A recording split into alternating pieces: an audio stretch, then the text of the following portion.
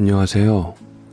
바르게 사는 게 뭔지 아직도 모르는 가난하고 못 배운 55세 김씨 아저씨입니다. 일생 지질이 가난하게 살면서 가슴 속 희망 그거 하나 품고 살았는데 우리 형이 공부를 참 잘했거든요. 중학교 때 어머니 돌아가시고 시름지을 때 형이 자기만 믿으라고 뒷바라지만 해주면 우리 남은 아버지와 저 행복하게 살도록 해주겠다고 장담을 했고, 아버지는 자신을 위해서가 아니라 우리를 위해 다시 새벽일 찾아 인력 사무실로 나섰습니다. 형은 말 그대로 책만 후벼 팠는데 집안일에서도 열외인 것은 당연하고 먹을 것조차 저와 달랐는데 저는 아무 불만 없이 오히려 형을 챙겼어요. 어차피 저는 공부를 하면 질색하는 놈이라 대학을 갈 생각도 안 했고, 게다가 막노동하는 아버지처럼 특별한 기술 없으면 먹고 살기 힘들어요. 일당 얼마 벌이 큰돈 같아도 내가 아파 눕거나 다른 젊은 사람에게 자리 뺏기면 손가락 빨아야 하거든요. 지금이나 옛날이나 우리 같은 사람에게 시집올 여자가 별로 없어서 아버지도 우리 형제를 늦게 봐서 나이 때문에 밀려나기 일쑤였고, 저 역시 형의 학비를 대기 위해 취업 전선에 뛰어들어야 했습니다. 다행히 형이 서울대 들어갔거든요. 이쯤 되자 우리를 호강시켜 줄 것인가 아니면 공수표인가 따질 여유가 없었어요. 무조건 형을 밀어줘야 한다. 우리는 이 진창에 남더라도 잘난 형 하나만은 저 하늘로 비상시켜야 한다는 사명감까지 느껴졌거든요. 그렇게 우리 별 볼 일 없는 두 부자가 형을 위해 공사장을 전전하고 공병이며 폐지를 주어 열심히 고물상을 들락거리며 푼돈벌이해서 형의 학비를 대는데, 형은 과외로 한 방에 근 한 달 생활비를 벌더라고요. 그 모습을 보며 제가 처음으로 학벌의 중요성을 실감했던 것 같습니다. 책 보면 돈이 나오냐 쌀이 나오냐 했던 것도 옛말이라고 말이죠.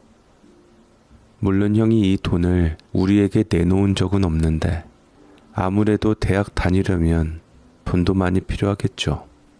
형이 이 아까운 시기에 군대에 가야 하냐 억울해하며 입대에 제대할 때까지도 우리는 열심히 남은 형의 학비를 마련했고, 덕분에 과외 따위 할 필요 없이 3학년 때부터 취업 공부에 돌입을 했던 형은 대기업에 입사를 했답니다.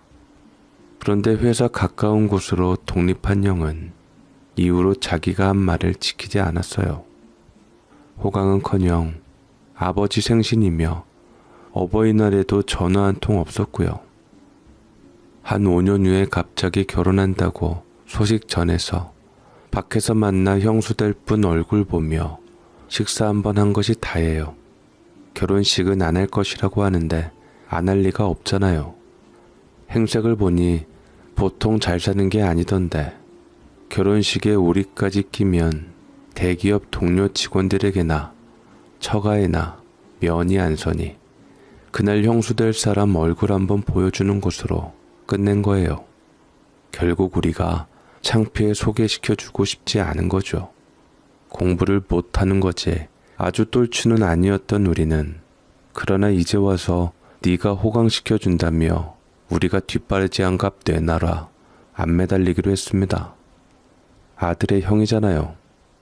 그래 너라도 잘 살아라 하고 말았어요.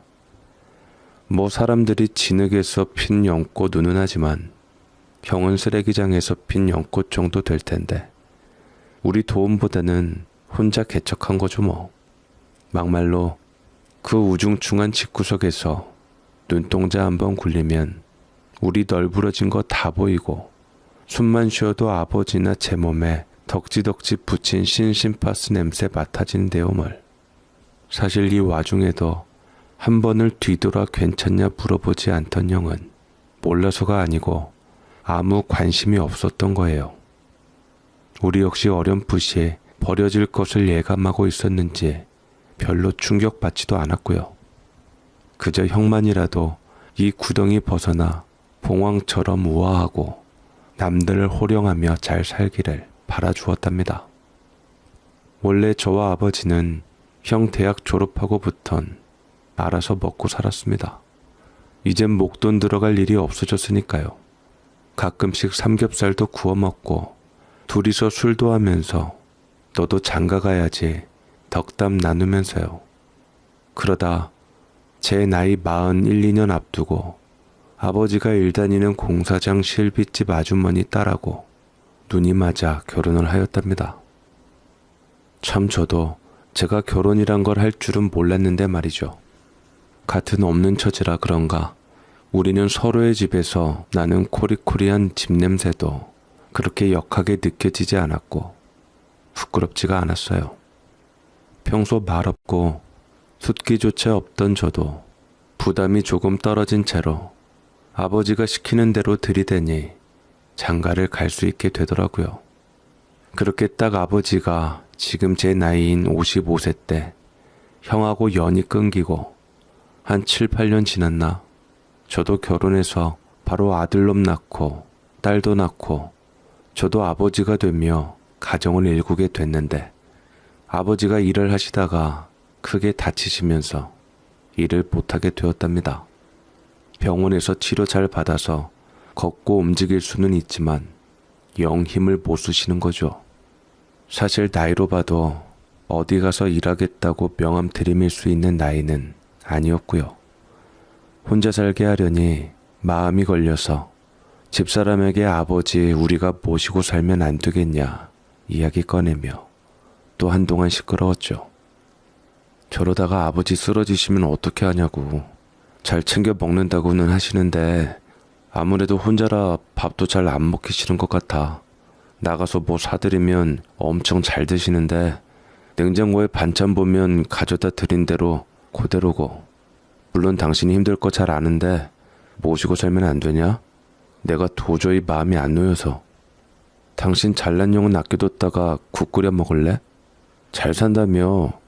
대기업에 형수 되는 사람도 잘 사는 집이고 아버지 모셔가든 어디에 부탁을 하건 그쪽한테 말을 해야지 왜 나한테 이래?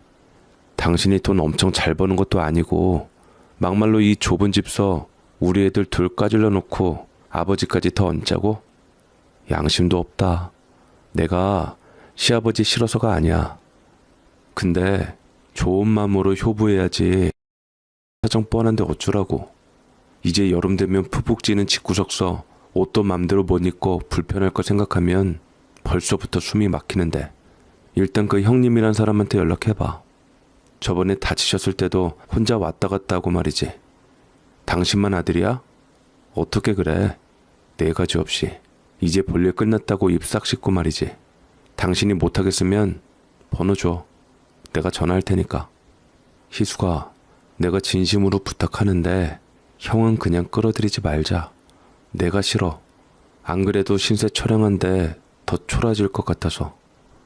부탁을 하건 이런저런 사정 이야기해도 뾰족한 수도 없고 막말로 돈 내놓으란 소리일 텐데 돈 보내줘도 비참하고 쌩까도 비참해.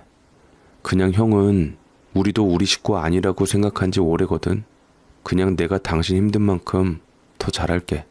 우리 아버지 엄마하고 사별하고 우리 형제 키우시면서 정말 최선을 다했어. 물질적으로 잘하고 못하고를 떠나서 보호받는다는 생각이 들게.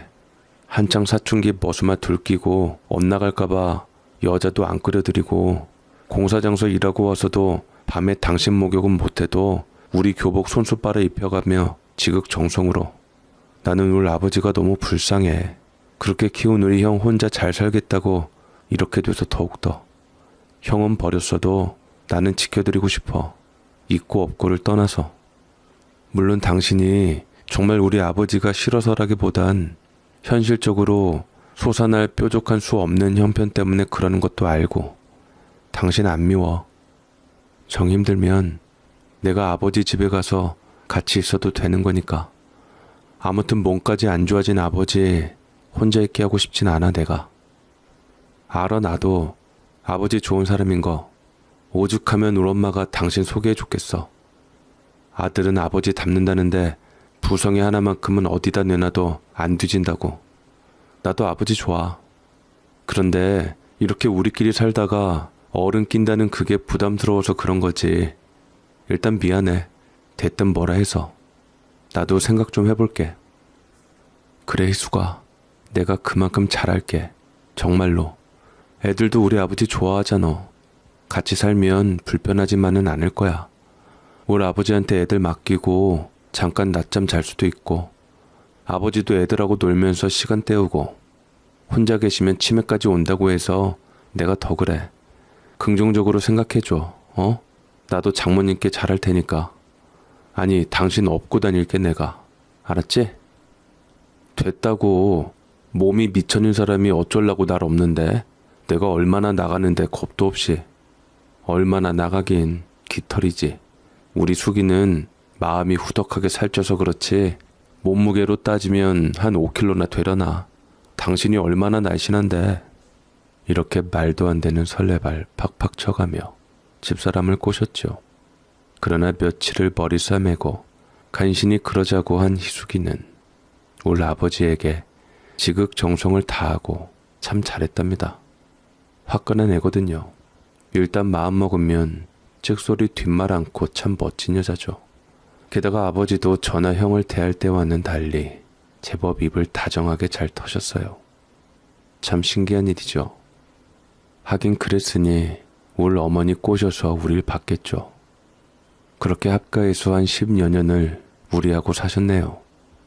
일생 막노동하며 살림하는 마누라 없이 살림해가며 아들 한 놈 서울대 보내는 능력자가 어디 있답니까?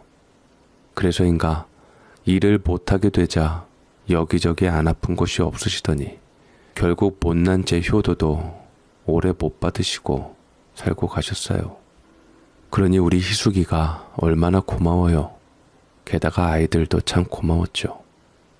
노가다를 오래 하면 시멘트 독 때문에 온몸이 이유 없이 아픈 데다 살이 바싹 말라서 툭툭 터져서 아버지 손이 참 거칠었거든요. 그런데 우리 애들 놈은 한 번도 손이 껄끄럽다 타박을 한 적이 없고 초장 내내 어찌나 울어대던지 몰라요. 그래 우리 아버지가 우리 형제 뒷바라지에 형 학비 대주느라 내게 물려주신 재산은 없지만 흔치 않은 조선 가정에서 우리 애들이 아버지께 사랑받은 기억을 간직하고 이 별것 없는 할아버지의 죽음에 진심을 다해 슬퍼하는 인간적이고 가정적인 아이로 자라게 하셨구나 생각했습니다.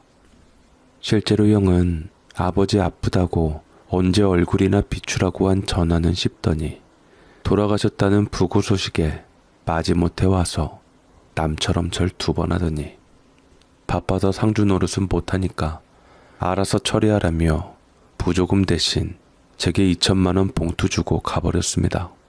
제가 형을 근 20년 만에 보는 것이니 우리 애들이나 집사람도 형을 처음 보는 것이었는데 정말 찌질하게도 저는 형을 원망하던 마음이 봉투를 보고 싹 가셔서는 어쩌면 재수 씨와 조커되는 애들에게 안부나 근황을 한번 안 물어보냐며 헐뜯는 아내의 입을 막았어요.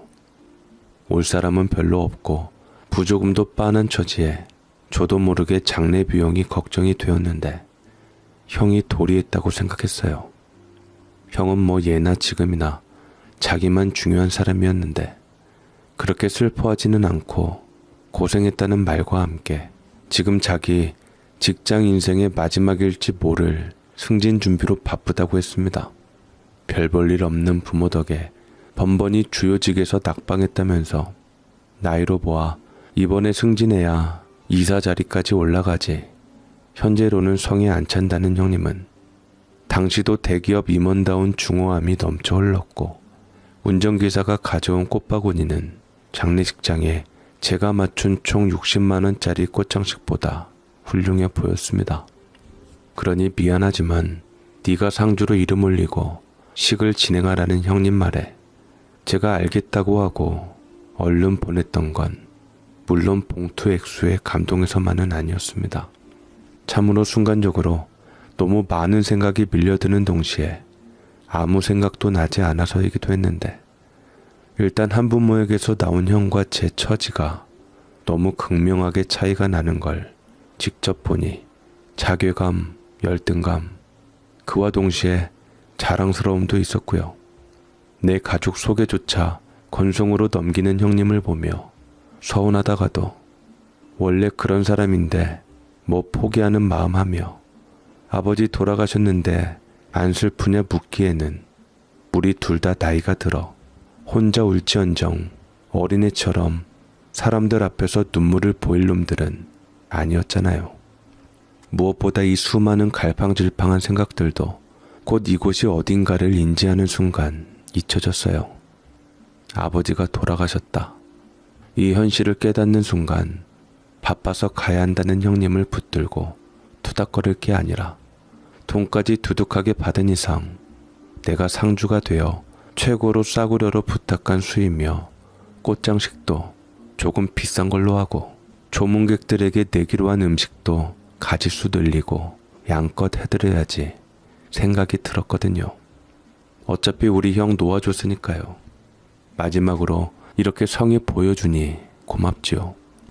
비록 일평생 막노동하시던 아버지 보낼 때 그래도 형 덕에 화려하게 떠나보내고 저는 마음이 편했습니다. 저는 이렇게 못해드리거든요. 딸린 입에 한창 공부할 애 둘을 키우자니 지금도 버거워서 빚을 낼 판에 큰 도움이 되었는데, 어찌된 건지 장례 이후 큰 놈이 변했습니다. 할아버지 보낸 충격인가 안턴 짓하고 집에도 늦게 들어오는데 얼굴에 몽도 들고 마누라가 그러는데 교복도 찢어진 적이 있답니다. 이러니 걱정이 이만저만 돼야지요. 물론 아버지하고 사이는 좋았지만 이 정도로 방황할 정도는 아니었는데 말이죠. 특히 점점 이게 아닌가 했던 건 저하고도 사이가 영 안 좋아진 겁니다. 말 걸어도 대답도 안 하고요. 뒤돌아서 궁시렁거리는데 저보고 등신 어쩌고 하기도 했던 것 같습니다. 결국 정말 참다 늦다 못해 새벽이 다 돼서 온몸이 흙범벅에 입술이 찢어지고 다리까지 쩔뚝이며 들어온 아들놈을 붙들고 크게 혼을 내면서 사춘기 아들이 아버지 장례식 이후 엇나가는 이유를 알았는데 참 죽고 싶더만요. 너 이 자식, 그래 할아버지 가시고 충격받고 나름 힘든 거 알아. 그래서 봐줬고, 근데 지금 몇 시야? 눈이 있으면 좀 보라고 네 눈으로.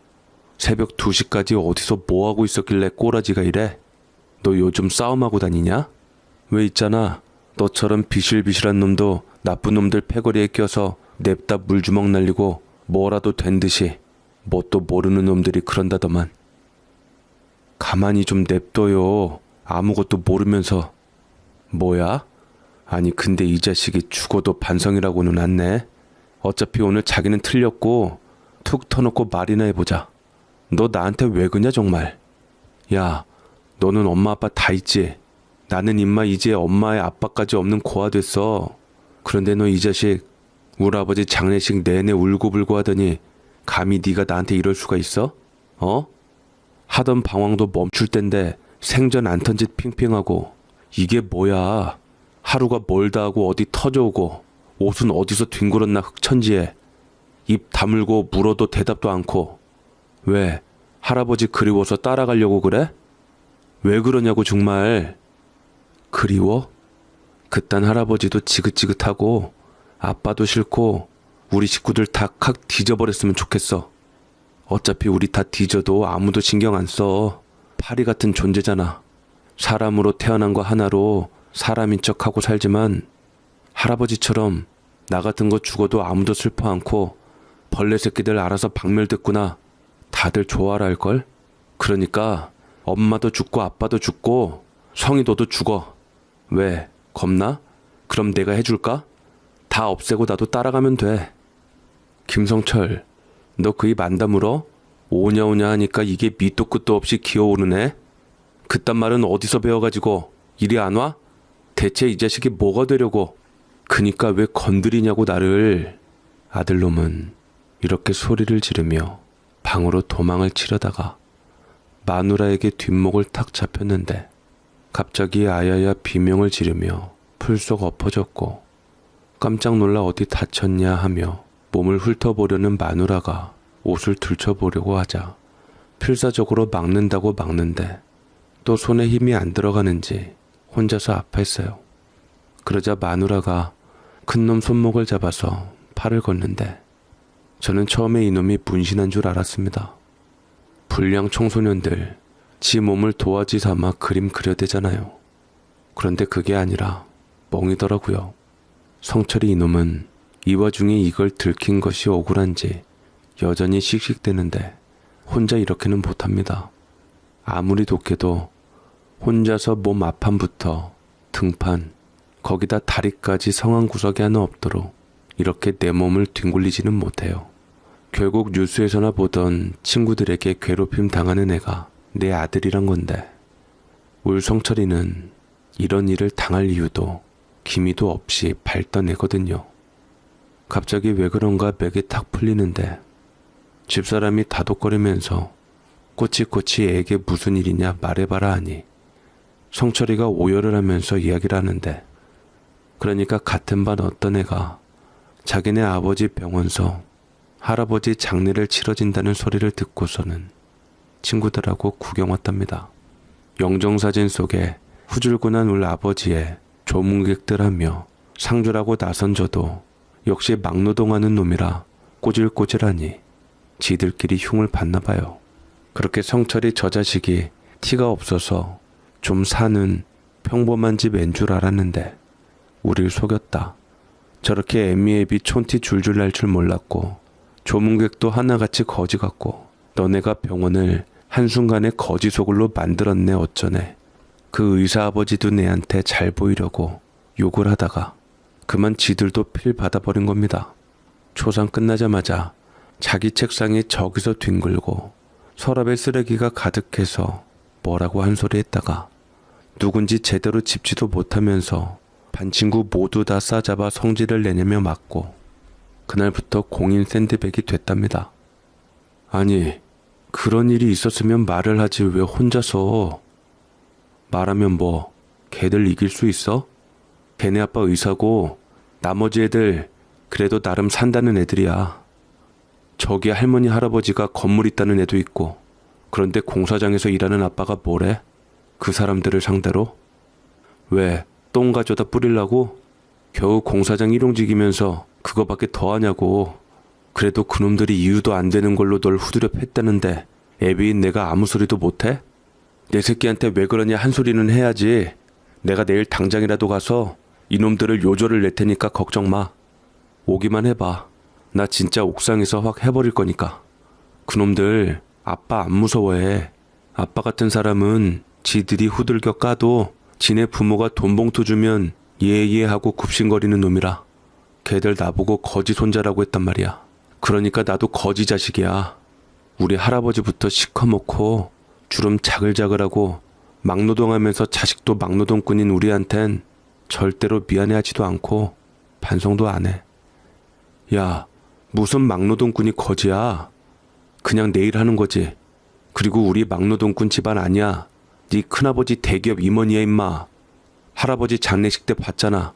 기사 딸린 차 타고 와서 비서가 화환이며 꽃바구니 날라다 주는 거. 그래 네 큰아빠가 막노동꾼 집안 같아 보였어? 그놈들 우리 형을 못 보고 어디다 시비에 주먹질이야? 꽃도 얼마나 화려하고 좋았냐. 그거 200만 원짜리야. 거기다 수의도 최고급으로 해서 입고 가셨어. 걔들이 뭘 몰라서 그런 거지. 거기다 그놈도 웃긴 거야. 대학병원이 왜 지아빠 거야. 지아빠가 다니는 병원인 거지. 그런 큰아버지 다니는 대기업이 큰아빠 거냐? 뭐 또 모르는 게 까불고 있어. 야, 아빠도 힘들어서 중간중간 쉬어서 그렇지 한 달 내내 이악 물고 일 다니면 걔네 아빠만큼은 벌어. 뭐 또 모르는 것들이. 그래서 또 거지면 뭐 어떻다고 주먹질이야? 누가 지들한테 뭐 달랬나? 그래서 난 아빠가 젤로 싫어. 인간 같지 않게 못 살 것 같으면 칵 뒤져버리지. 왜 결혼하고 나까지 나서 이 고생을 시켜? 김성철, 입 안 다물어? 어디서 이게?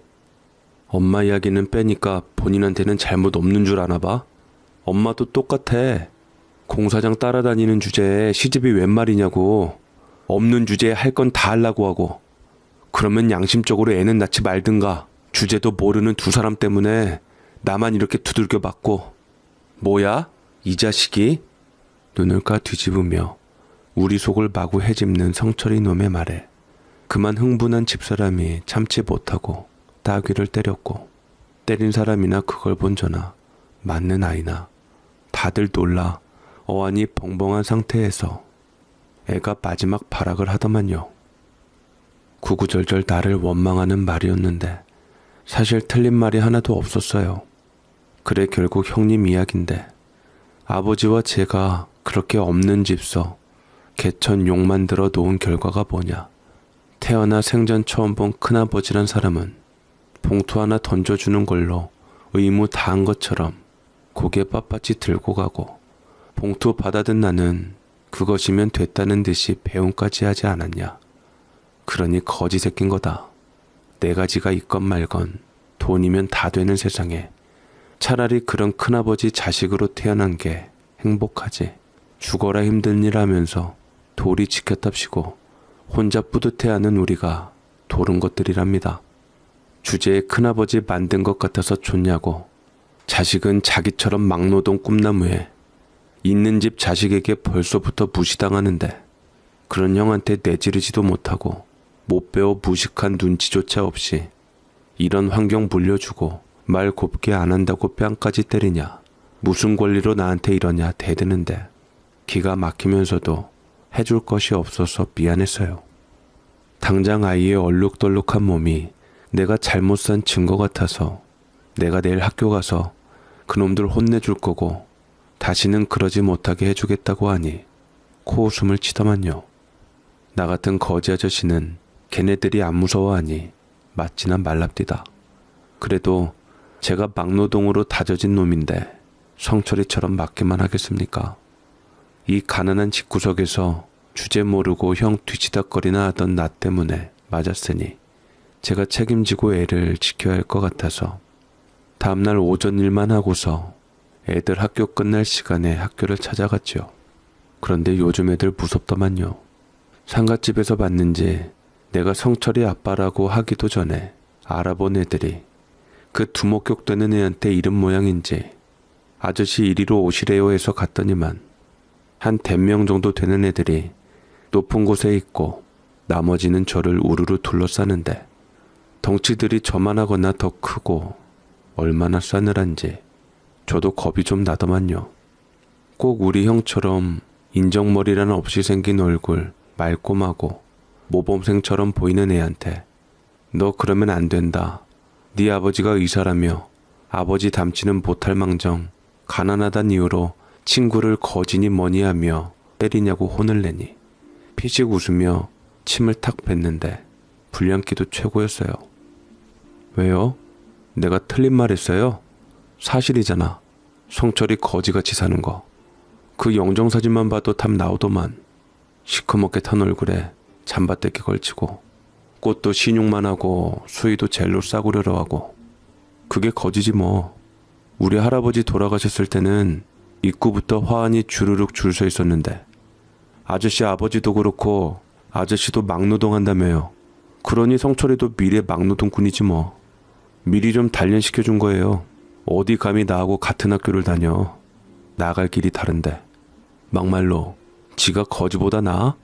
그 사람들 재수 좋으면 하루에 20만 원도 번다는데 차이 날 게 뭐 있다고. 그렇다고 친구를 때리냐 이놈들아? 그것도 우르르 떼뭉쳐서. 네가 뭔데 애들 사주해서 내 자식을 때려? 내가 너한테 돈을 달래서 밥을 달랬어. 우리가 무슨 잘못을 했다고 이러는 건데. 친구 아니라니까 그러네. 꼭 이유 돼야 된다면 심심해서. 공부하느라 머리 터지는데 맞는 거 보면 속이 싹 풀리고 기분 전환되세요. 어설픈 애들 건드리면 골치 아파지는데 성철이 같은 애들은 처리도 쉽거든.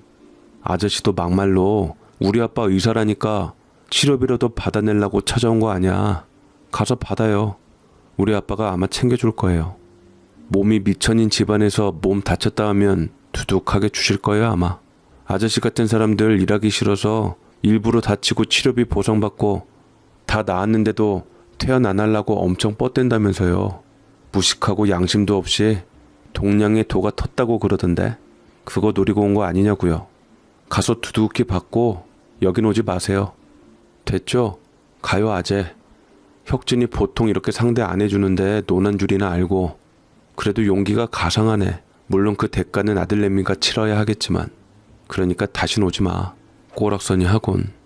막노동하는 주제에 죽은 할방구 대학병원 장례식장에 모신 정성으로 아들 뒷바라지나 하셔. 박 터지게 공부해도 우리 발밑은 못 따라올 테니까. 아니면 혁진이 아빠한테 돈 받아서 오토바이나 사주든가. 야, 역시 넌 똑똑하다니까. 차라리 배달이 낫겠다 야. 그러면 최소한 우리 사는 곳에 기웃거리기는 할 거 아냐. 나중에 커서 만나면 팁 두둑히 챙겨줄 테니까 아재는 꺼지셔.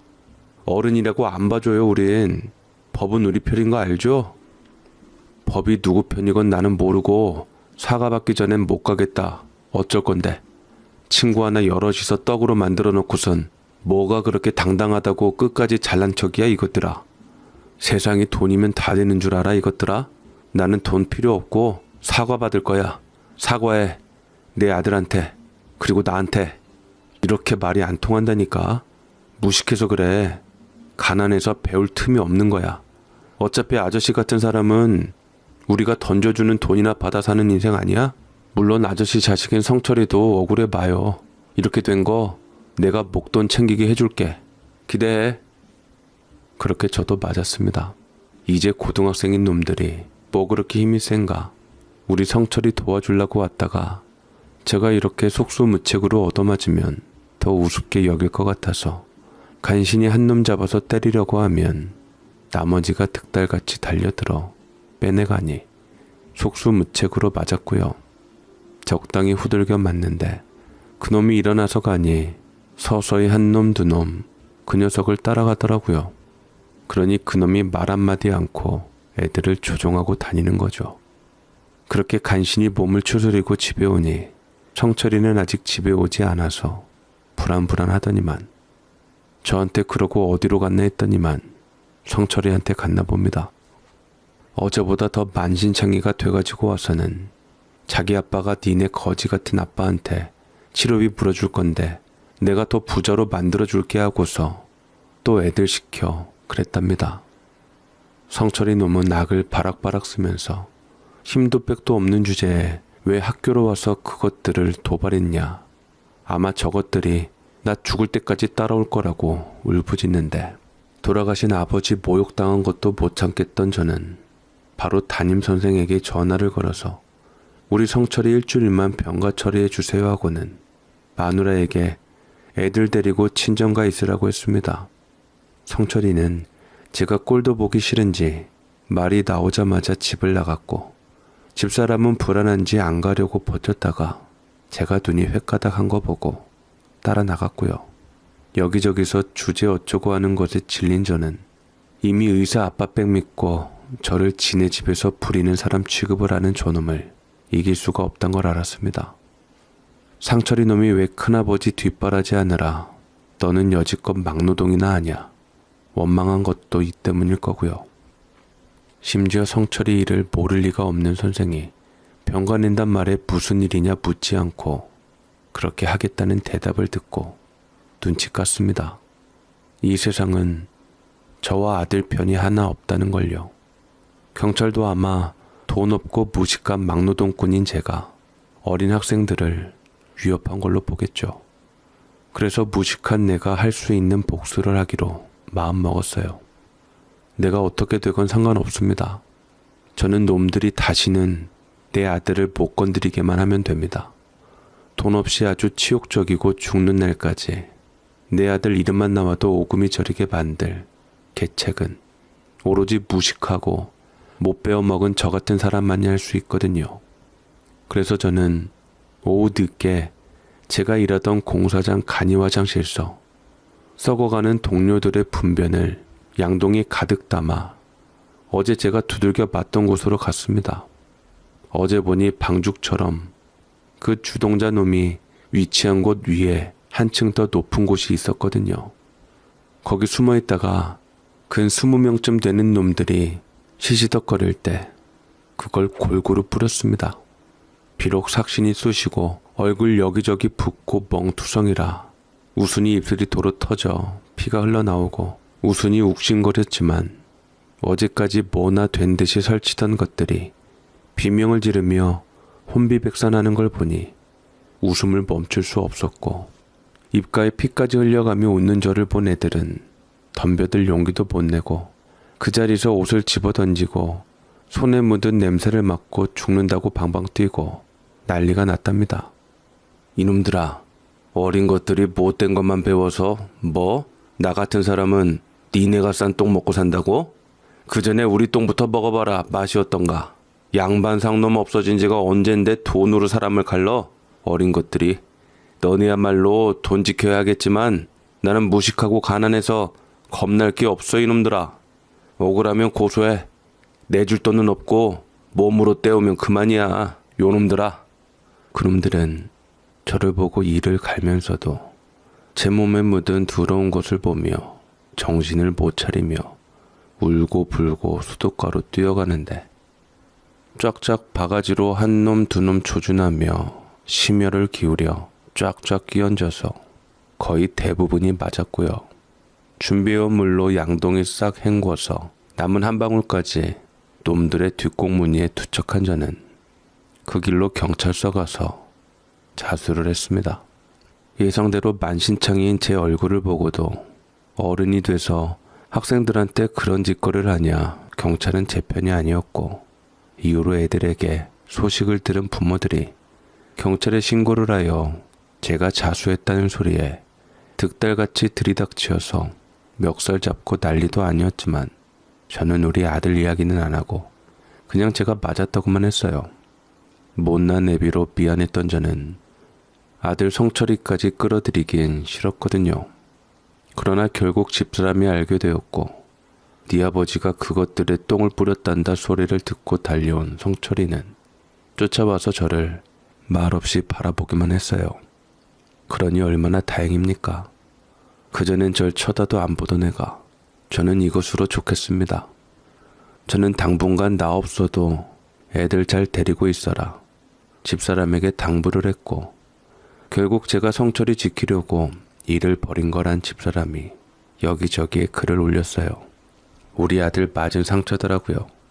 그러니 학교에서도 그 애들에 대한 증언들이 쏟아져 나오면서 오히려 의인 아니냐. 부모들은 니네가 못한 인성교육 대신 한방에 대신해준 아저씨 풀어줘라 들고 일어나고 한쪽에선 그래도 똥물이 웬 말이냐며 애들 편이었고요.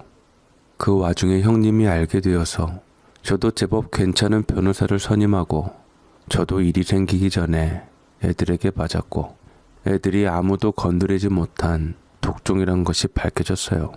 그러나 그 집 부모들이 정관예우 판사 출신 변호사를 선임을 해서 애들이 충격으로 학교 생활을 못하게 됐다.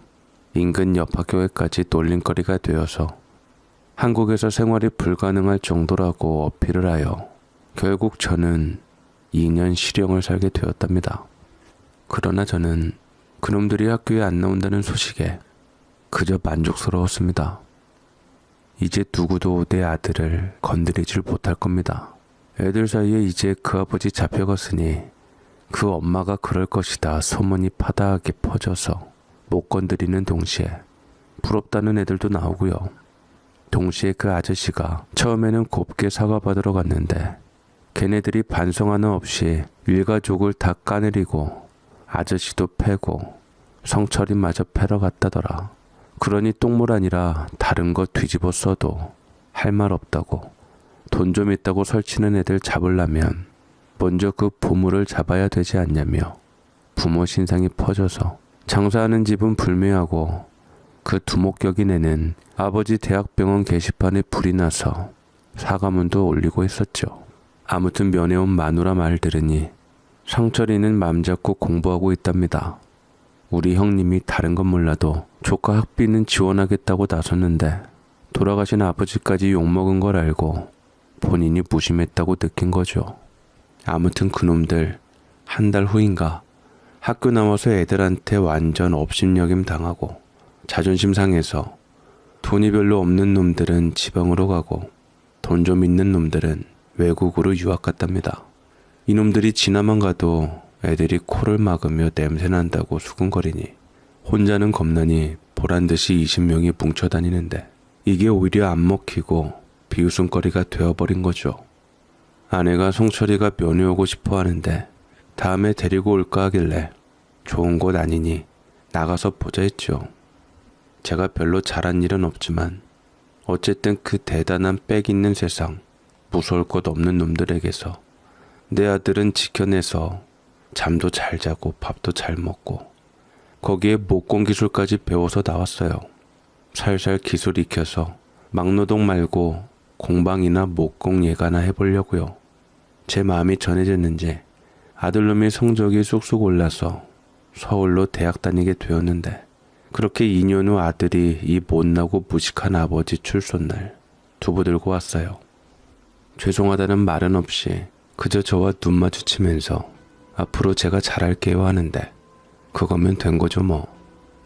혹시 제 사연 듣는 돈푼께나 있다고 혹시나 갑질하시면서 무조건 내 새끼 비호하시는 분들 계실지 모르겠는데요. 그게 애를 위해 좋은 거 아닙니다. 저처럼 없는 사람은 가진 게 없어서 오히려 겁날 게 없어요. 진짜 재벌 손자들이 있건 없건 주위 사람들에게 친절하고 예의 있게 구는 이유를 모르시는 얼뜨기 부모가 애들 망치는 것 같아요. 저 같은 놈 안 만나게 하세요. 굳이 주먹 안 써도 충격 줄 것들은 많거든요. 물론 저 지금은 안 그럽니다. 어쨌든 다시는 그놈들 안 보게 되어 속이 후련할 뿐 반성하며 살고 있어요. 그땐 제가 할 수 있는 게 그것밖에 없었어요. 돌아가신 아버지의 아들놈까지 보란듯이 모욕당하고 만신창이 되는 걸 보니 돈 없고 빽 없는 제가 내 자식 지킬 게 그것밖에 안 떠올랐거든요. 아무튼 녀석들 다시는 사람 업신여기지 않길 바랍니다. 그 두목에는 미국 어디로 갔다는데 거기는 뭐 총기 휴대가 자유로운 나라니 알아서 말 조심하겠죠. 무식한 놈 사연 들어주셔서 고마워요. 사장님들 간에 평안하시길 바랍니다.